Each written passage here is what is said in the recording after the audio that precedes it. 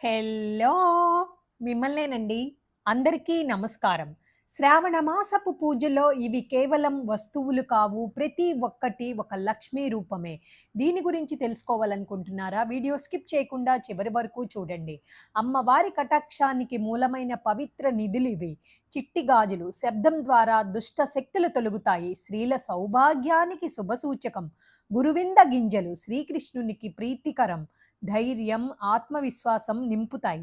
తామర గింజలు తామర లక్ష్మీదేవి ప్రియ పుష్పం. జీవశక్తికి ప్రతీక. లక్ష్మీ గవ్వలు ధనలక్ష్మి రూపం, సంపద నిల్చే శక్తి. గోమతి చక్రాలు గోమతి నదిలో దొరికే పవిత్రమైనవి.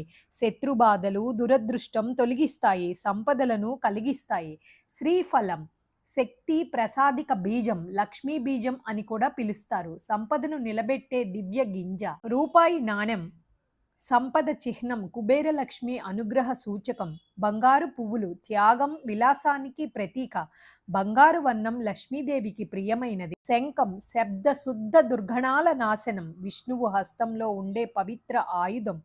తులసీ దళం విష్ణు ప్రియమైనది, లక్ష్మీ కటాక్షానికి మూలం. పచ్చ కర్పూరం వాసనతో పవిత్రత, మనసు శుద్ధత.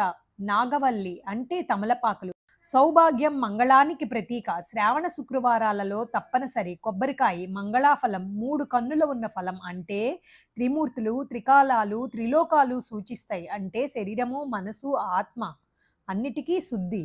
పూలు తామర, కదంబం, గులాబీ, మల్లె, జాజి వంటి పూలు అమ్మవారికి ఇష్టం. ఇవన్నీ కలిసి శక్తి, శాంతి, సంపద, రక్షణ అన్నిటినీ సమతుల్యం చేస్తాయి. ప్రతి వస్తువులోనూ లక్ష్మీ రూపమే దాగి ఉన్నది. ఇవి ఉంటే పూజ శోభ పెరుగుతుంది. లేకపోయినా అమ్మవారి కటాక్షానికి మూలం మన హృదయంలో ఉండే భక్తి మాత్రమే. భక్తితో చేసిన ఆరాధన అదే అమ్మవారికి ప్రీతికరం. మీకు నచ్చినట్లయితే లైక్ చేయండి, షేర్ చేయండి, సబ్స్క్రైబ్ చేయండి. మీతో అనురాధ కంచర్ల.